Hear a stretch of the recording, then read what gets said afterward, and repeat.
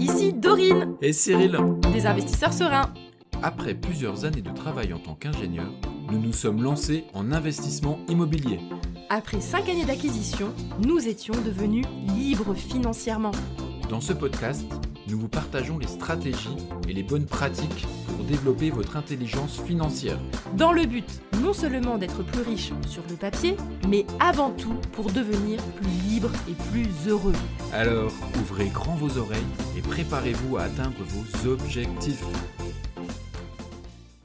Il n'y a pas que le cash flow dans la vie. Hello les investisseurs sereins, j'espère que vous allez bien.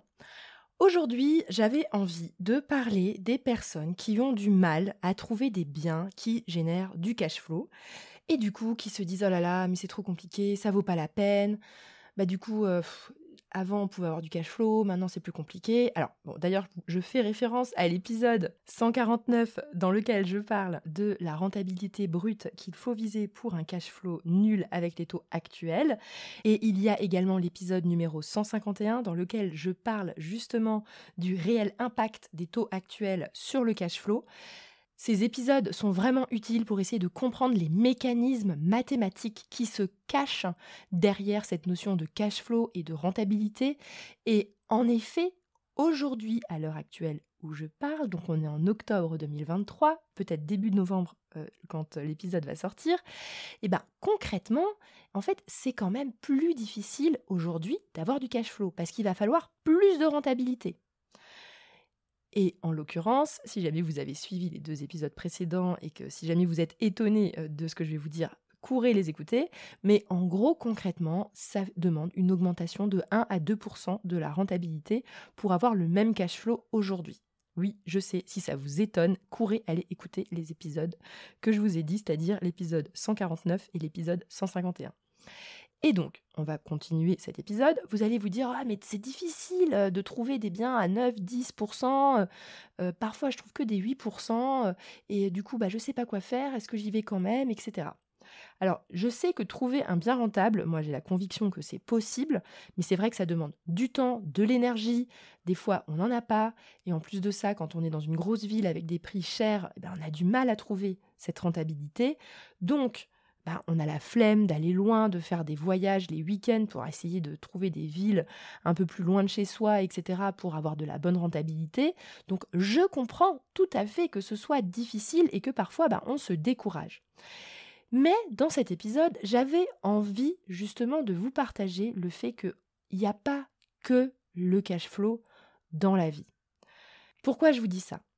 Parce que je le sais, forcément les investisseurs qu'on entend sur les réseaux sociaux, etc., ils parlent tout le temps de cash flow. On a envie d'avoir du cash flow pour améliorer son train de vie là, maintenant, tout de suite. Mais on a du mal à trouver ces grosses rentas que l'on entend parler et puis que moi je prône. Je vais pas dire que je ne le prône pas. Et en fait, ce que j'ai envie de vous dire, c'est que même si là, peut-être que vous trouvez des biens à 7-8% de renta, et vous vous dites « Oh là là, mais j'ai pas de cash flow avec ça ». Moi, ce que j'ai envie de vous dire, c'est qu'il y a le moment où il faut se poser et se dire « Ça se trouve, c'est pas si grave que ça d'acheter un bien à 7-8% de renta. C'est peut-être pas dramatique. Parce que peut-être que là, au démarrage, j'aurai un cash flow peut-être nul, voire légèrement nul, mais en réalité, peut-être qu'il vaut mieux quand même le faire plutôt que de ne rien faire ou de reporter à plus tard. Et je vais vous expliquer pourquoi dans cet épisode. Pour l'explication, on va partir sur un exemple chiffré pour que vous compreniez un peu le raisonnement. Imaginez, vous avez trouvé une colocation en région parisienne pour 200 000 €, travaux inclus, dans lequel vous allez pouvoir mettre 3 chambres avec un scénario pessimiste, on va dire de 500 € hors charge par chambre de colocation. On aurait donc 1 500 € de loyer pour 200 000 € investis. La personne qui suit mes bons conseils va emprunter l'intégralité des 200 000 € et donc avoir 4,7% de taux d'assurance incluse et payer une mensualité de 1 300 €. Donc, elle est plutôt pas mal, mais à 1 500 € de loyer et 1 300 € de mensualité, elle risque en effet d'être à cash flow nul, voire légèrement négatif. En réalité, cet exemple est inspiré d'une personne qui fait le club des investisseurs avec nous et elle estime les loyers plutôt aux alentours de 1 800 parce que, a priori, une chambre en colocation en région parisienne, proche d'un RER bien placé, c'est plutôt 600 € par chambre. Mais moi, dans mon exemple, j'ai préféré faire 1 500 € pour que vous vous rendiez compte que même si vous trouviez une coloc de ce type à 1 500 € et que donc vous auriez très peu de cash flow, voire un cash flow légèrement négatif, pourquoi potentiellement il faudrait quand même y aller ? Alors, j'ai donc dit qu'il y avait 200 000 € investis, empruntés avec un taux à 4,7%, assurance incluse, pour une mensualité de 1 300 €. Et dans mon scénario, j'ai préféré un loyer à 1 500 €. Du coup, vous vous dites, ah bah oui, ça fait pas de cash flow, et puis tout le monde parle de cash flow, donc j'aimerais tellement avoir du cash flow, c'est nul, je le fais pas. Si vous avez encore de l'énergie pour trouver mieux, allez-y. Mais si vous vous rendez compte que vous n'avez plus l'énergie et que vous dites... je sais pas quoi, il y a un événement dans votre vie qui est en train d'arriver et donc vous n'avez pas le temps de faire mieux que ça, posez-vous vraiment la question, est-ce que je le fais quand même ? Parce que, en faisant cette opération, avec les 1 300 € de mensualité, donc un crédit sur 20 ans, j'ai pris, et un loyer à 1 500 €, mine de rien, même si vous n'avez pas de cash flow, j'ai regardé, vous remboursez en moyenne, sur toute la durée du prêt, 833 € de capital. Donc c'est quand même énorme. Ça veut dire que tous les mois, grâce à cet investissement, vous allez rembourser 833 € de capital. Donc c'est comme si vous mettiez aujourd'hui 833 € d'économie de côté tous les mois. Je ne sais pas si c'est votre cas, mais en tout cas, un investissement à hauteur de 200 000 €, c'est à la portée de personnes pour qui 833 € d'économie de côté tous les mois, c'est pas négligeable. C'est quand même un beau montant. Donc, il y a déjà cet aspect-là de remboursement de capital qui est quand même très intéressant. Oui, vous allez me dire, oui, mais ça fait 474 € d'intérêt tous les mois, c'est énorme. Ouais, mais il y a quand même 833 € de capital que vous allez rembourser tous les mois, que vous allez mettre de côté, et c'est de l'argent que vous n'avez même pas, c'est-à-dire que vous n'aurez pas à rogner sur ce que vous avez vous, parce qu'il y a 833 € de capital. Alors peut-être que vous aurez un effort d'épargne de 100 € à faire en plus, mais par rapport à ce remboursement de capital, qui est quand même conséquent, c'est hyper intéressant. Et là, je parle uniquement de l'avantage du capital remboursé. Parce que, évidemment, que vous aurez placé 200 000 € dans un bien, en tout cas là dans mon exemple en région parisienne, qui ne va que pouvoir prendre de la valeur. Donc probablement que dans 10 ou 20 ans, quand vous allez le revendre, vous ne le revendrez certainement pas à 200 000 €. Parce que tout simplement, en réalité, l'immobilier va suivre à un moment donné l'inflation. Même si aujourd'hui l'inflation, elle galope et que les prix de l'immobilier stagnent, voire diminuent, là, c'est passager à cause des taux élevés, mais à un moment donné, l'immobilier, il va rattraper l'inflation ou en tout cas reprendre la courbe pour la suivre. Donc avec l'inflation, votre bien immobilier va prendre de la valeur. Et ça, je ne le compte même pas dans les 833 € de capital remboursé.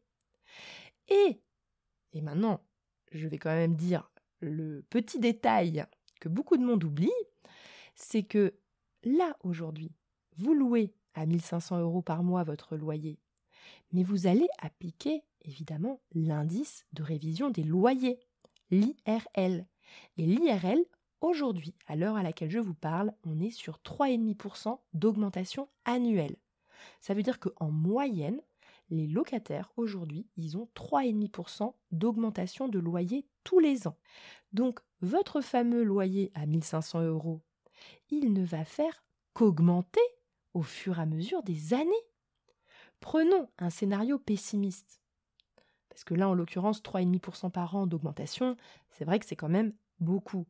Mais si on prenait un scénario, on va dire, plus raisonnable, avec une inflation des loyers à 2% par an, dans 10 ans, vous auriez un loyer à 1 820 € parce qu'il aura été impacté tous les ans par l'augmentation de l'indice de révision des loyers.